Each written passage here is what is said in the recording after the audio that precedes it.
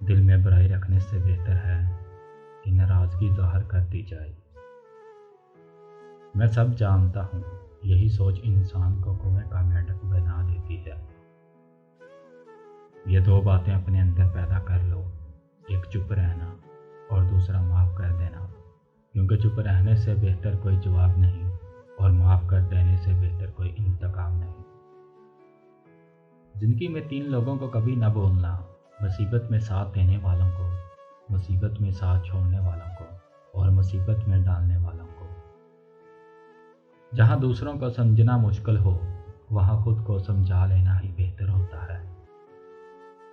خواہشیں اپنی مرضی سے خود پر لادا گیا بوجھ ہے۔ اگر اڑان بھرنی ہے تو اپنی خواہشیں کم کر دو۔ اپنے دشمن کو 1000 موقع دو کہ وہ آپ کا دوست بن جائے، پر اپنے دوست کو ایک بھی موقع نہ دو کہ وہ آپ کا دشمن بن جائے۔ عقل مند اپنے فیصلے خود کرتا ہے، جاہل عوام کی رائے پر عمل کرتا ہے۔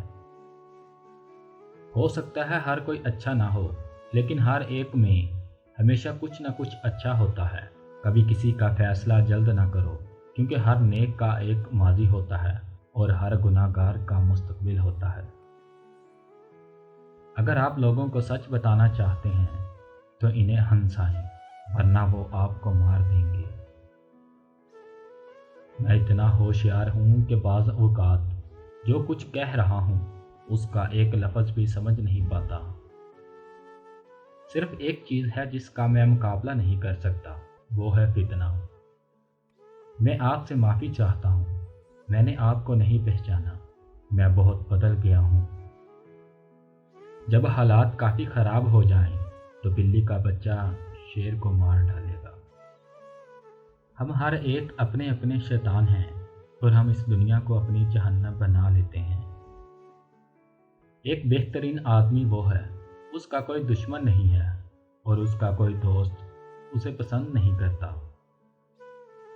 عقل مند آدمی خود کو دنیا کے مطابق ڈال لیتا ہے، بیوقوف شخص دنیا کو اپنے مطابق ڈالنے پر قائم رہتا ہے۔ اسی لیے تمام تر ترقی کا دارومدار بے عقل آدمی پر ہے۔ میرا مشورہ یہ ہے کہ جو کچھ آج کر سکتے ہو وہ کل کبھی نہ کرو، تاخیر وقت کا چور ہے۔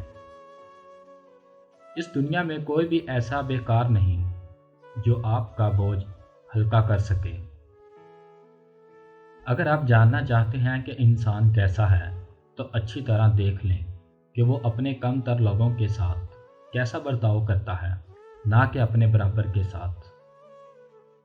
اگر دوسری طرف گھاس ہری ہے تو شاید وہاں کی مٹی زرخیز ہے۔